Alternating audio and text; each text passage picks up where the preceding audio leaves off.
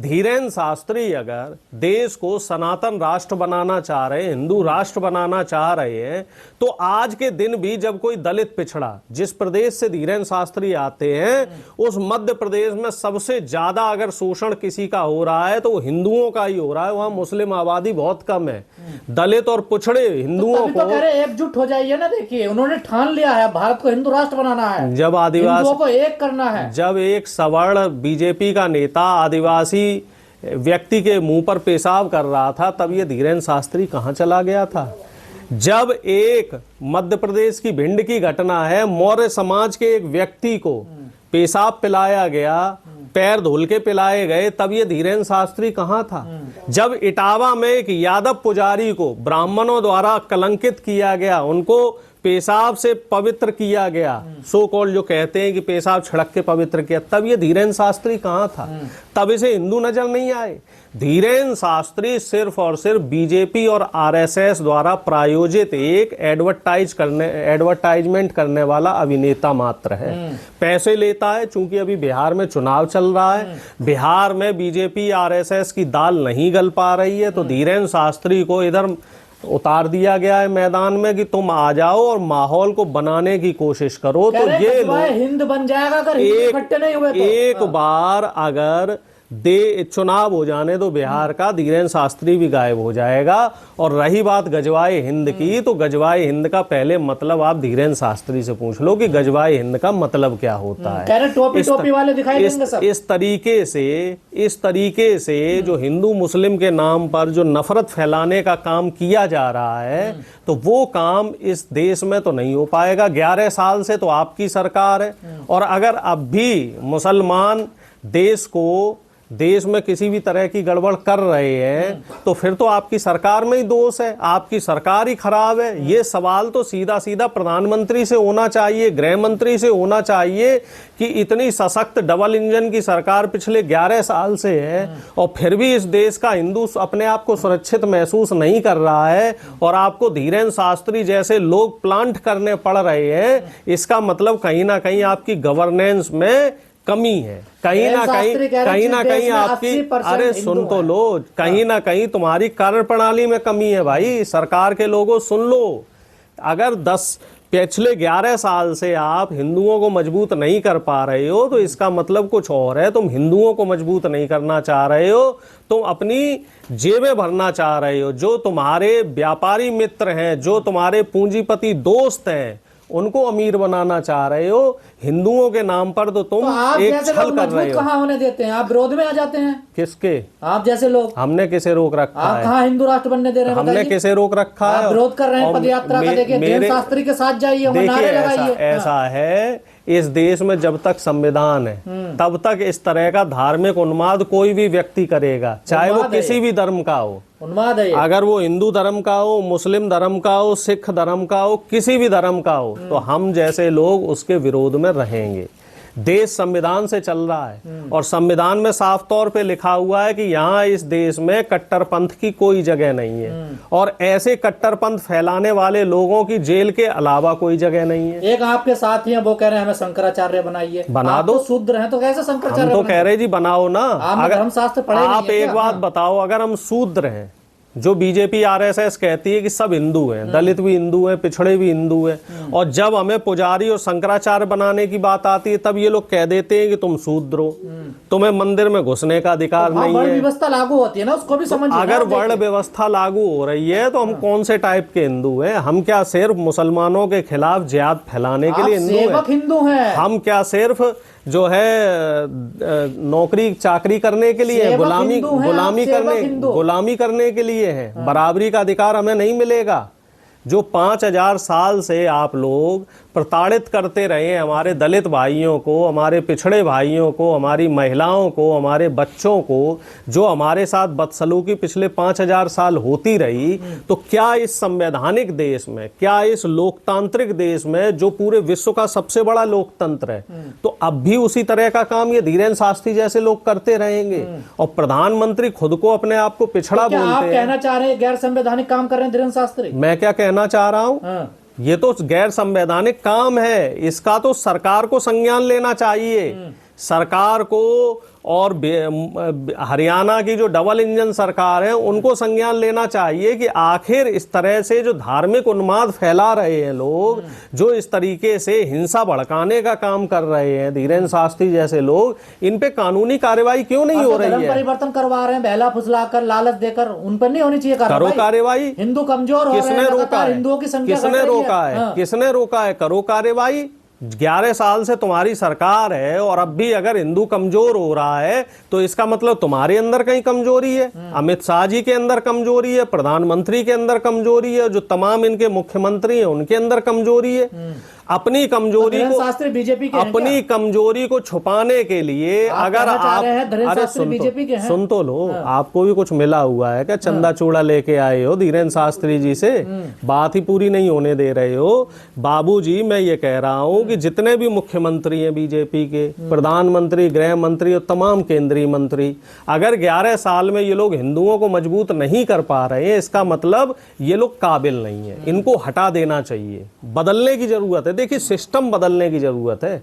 11 साल का समय कोई कम नहीं होता है। अगर अभी भी आप लोग हिंदुओं को मजबूत नहीं कर पा रहे हो, इसका मतलब आप काबिल नहीं हो। आपको धीरेन्द्र शास्त्री जैसे लोग प्लांट करने पड़ रहे हैं, आपको अनिरुद्धाचार्य जैसे लोग प्लांट करने पड़ रहे हैं, उनके जरिए आपको जो है समाज में नफरत फैलाने पे मजबूर होने पड़ रहा है। बिल्कुल डालना चाहिए। अगर नहीं, ये 100% गैर संवैधानिक कार्य है। धीरेन्द्र शास्त्री जैसे लोग जो धर्म के नाम पर पाखंड फैला रहे हैं, जो धर्म के नाम पर समाज में झगड़ा करवाना चाह रहे हैं, जो धर्म के नाम पर दलित और पिछड़ों के जो बच्चे हैं उनको गलत रास्ते पे ले जा रहे हैं, ऐसे लोगों की जगह तो सिर्फ और सिर्फ कानूनी प्रक्रिया के तहत जेल की सलाह है। धार्मिक जानकारी देना, जानकारी दीजिए, किसने रोका है? जानकारी दीजिए, लेकिन आप धार्मिक जानकारी के नाम पर अगर धार्मिक उन्माद फैलाएंगे, देखिए धार्मिक जानकारी देना एक अलग चीज है और धार्मिक उन्माद फैलाना अलग चीज है। आप लोगों को युद्ध मुल्ला क्यों कहा जा रहा है? यादवों को क्या वजह है? देखिए, जो बीजेपी का विरोध, जो बीजेपी का विरोध करेगा,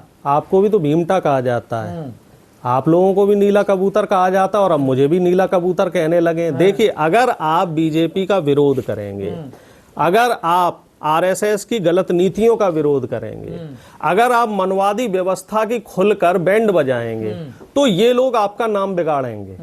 इन लोगों ने बाबा साहब का अपमान किया, इन लोगों ने बहन मायावती जी का अपमान किया, इन लोगों ने नेताजी मुलायम सिंह जी का अपमान किया, इन लोगों ने यादवों को यदमुल्ला कहना शुरू किया, इन लोगों ने दलित समाज के लोग जो अम्बेडकरवादी लोग हैं इनको नीला कबूतर और भीमटा चीमटा कहना शुरू कर दिया। तो अभी तो ये देखते जाओ कि ये और क्या क्या बोलेंगे। ये लोग अखिलेश, ये बताओ, ये लोग अखिलेश यादव जी को जब टोटी चोर कह सकते हैं, तेजस्वी यादव जी को जब नौमी फेल कह सकते हैं, बहन मायावती जी की तुलना पता नहीं किस किस से कर सकते हैं, तो ऐसे लोगों के अंदर ना तो कोई आचरण है, ऐसे लोगों के अंदर ना तो कोई जमीर है, ऐसे लोगों के अंदर ना तो कोई धर्म ईमान है। ये लोग सिर्फ और सिर्फ अपने अहंकार में जी रहे हैं। पर जो भारत में फिलहाल व्यवस्था चल रही है, इस व्यवस्था से क्या दिक्कत है धीरेन्द्र शास्त्री को? देखिए, जो ये मनवादी विचारधारा के लोग हैं, जो लोग समाज में भेदभाव करना चाहते हैं, जो लोग समाज को बराबरी पे नहीं रखना चाहते, इन लोगों को संविधान से दिक्कत है, इन लोगों को लोकतंत्र से दिक्कत है, इन लोगों को बाबा साहब से दिक्कत है, इन लोगों को तमाम बहुजन नायकों से दिक्कत है, क्योंकि दलित का बच्चा, पिछड़ों का बच्चा, शूद्र का बच्चा पढ़ रहा है, इंजीनियर बन रहा है, डॉक्टर बन रहा है, जज बन रहा है, बड़ा अफसर बन रहा है, छोटे मोटे व्यापार कर रहा है, अब इनके पैर नहीं छूता है, इनकी गुलामी नहीं करता है। देखिए, हिंदू राष्ट्र में तो सिर्फ 3 तरह के लोग होते हैं। एक लोग जो शासन करते हैं, जिन्हें राजा बोलते हैं, एक लोग जो राजा के मंत्री टाइप के होते हैं, जो राजा के सिपे सलार और मंत्री होंगे। 2 तरह के लोग ये हो गए शोषण करने वाले लोग, और तीसरी तरह की जो कैटेगरी होगी वो होंगे जो गुलाम होंगे और जिनका शोषण होगा, और जिनका शोषण 5000 साल से होता रहा है। अभी तक क्या था कि राजा का कोई हुक्म आया, राजा ने कर लिया, गरीबों का शोषण किया, आम जनता का शोषण किया, और यही काम ये लोग करते रहे हैं। इन लोगों को इसी काम की आदत पड़ी हुई है। वो तो देश में संविधान लग गया, आप भी वोट डाल रहे हो, हम भी वोट डाल रहे हैं, और वो भी वोट डाल रहे हैं, और सबके वोट की जो वैल्यू है वो समान है। हिंदू राष्ट्र में महिलाओं की क्या स्थिति होगी? क्या लिख पढ़ पाएंगी वो? क्या उनका क्या रहेगा? आपको नहीं पता हिंदू राष्ट्र में क्या होगा? हिंदू राष्ट्र में महिलाओं के सिर्फ 2 काम थे। हर बार मुझसे कहलवाओगे, फिर वही जो है सो कॉल्ड मनवादी लोग मुझे भीमटा, चीमटा, नीला कबूतर और यदमुल्ला बोलेंगे। आप लोग भी जानबूझ के अपनी टीआरपी के चक्कर में मुझे गालियां खिलवाते हो। तो बताओ ना, जो क्या महिलाएं हैं, महिलाओं के सिर्फ 2 काम हुआ करते थे। पहला काम तो था बच्चे पैदा करना, और दूसरा घर के काम करना। उन्हें घर से बाहर निकलने की इजाजत नहीं थी, उन्हें घूंघट में रहने की इजाजत थी, और उनके ऊपर एक बंदिशें थी।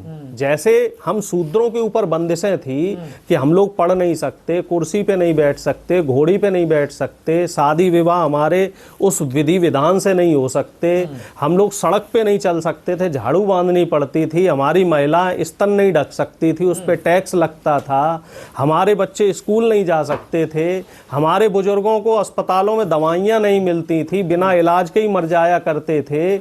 हम लोग पहले जो कहते हैं जो मनवादी लोग थे, ब्राह्मण, वैश्य और क्षत्रिय, इन लोगों के पहले खेत काटेंगे, उसके बाद हम अपना काम करेंगे। तो इस तरह की एक व्यवस्था की रचना जो बीजेपी और आरएसएस के लोग हैं ये लोग करना चाहते हैं। ये लोग समाज को फिर से अलग अलग कैटेगरी में बांटना चाहते हैं, और इसी की कवायद में धीरेन्द्र शास्त्री जैसे लोग लगे हुए हैं। तमाम यादव कहाँ विरोध कर रहे हैं? चंद यादव विरोध कर रहे हैं। हरियाणा के यादव तो उनके समर्थन में है।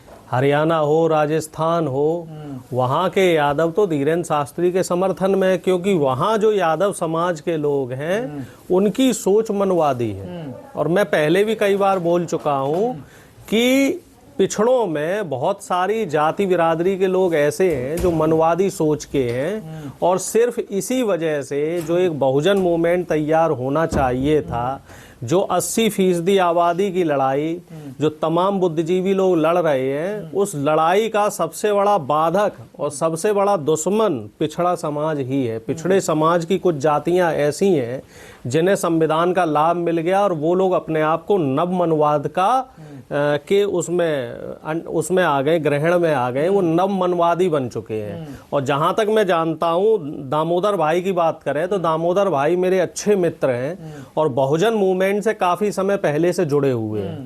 पहले हमारे साथ कांग्रेस में वर्किंग प्रेसिडेंट रहे हैं मध्य प्रदेश में, और फिर वो भाई चंद्रशेखर रावत जी की जो पार्टी, वहाँ से उन्होंने चुनाव भी लड़ा है, और काफ़ी समय से वो दलित पिछड़ों की लड़ाई लड़ रहे हैं। और जो उनके सवाल हैं, जो मेरे सवाल हैं, और जो संविधान को मानने वाले किसी भी एक समझदार और संवैधानिक व्यक्ति के सवाल हैं, वो वही हैं कि क्या किसी हिंदू राष्ट्र में या सनातन राष्ट्र में दलित पिछड़े को सभी जगह बराबर हिस्सेदारी मिलेगी? तो क्या मंदिरों में सभी दलित पिछड़ों को पुजारी बनाया जाएगा?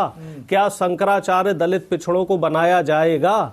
और स्टालिन साहब ने भी यही कोटेशन दिया। बिहार चुनाव के दौरान स्टालिन साहब ने ये कहा कि जिस दिन इस देश के सभी मंदिरों में दलित और पिछड़े पुजारी बन गए, उसी दिन ये जो सो कॉल्ड मनवादी लोग हैं, जिन्होंने अपनी मोनोपोली मंदिरों में बना रखी है, ये भगवान को पूजना बंद कर देंगे, और ये कहेंगे ये भगवान नहीं, पत्थर की मूर्ति है। पर इन लोगों ने धर्मशास्त्र अनुमति नहीं देते। देखिए, कोई शूद्र पुजारी बने। कर्मकांडियों के बनाए हुए जो पोथियां हैं, जिन्होंने धर्म को कलंकित करने का काम किया है। कोई भी धर्म, चाहे वो हिंदू हो, मुस्लिम हो, सिख हो, ईसाई हो, जैन हो, पारसी हो, बौद्ध हो, कोई भी धर्म मनुष्य में जाति के आधार पर, बोली भाषा के आधार पर, अमीरी गरीबी के आधार पर और रंग भेद के आधार पर भेद नहीं करता है।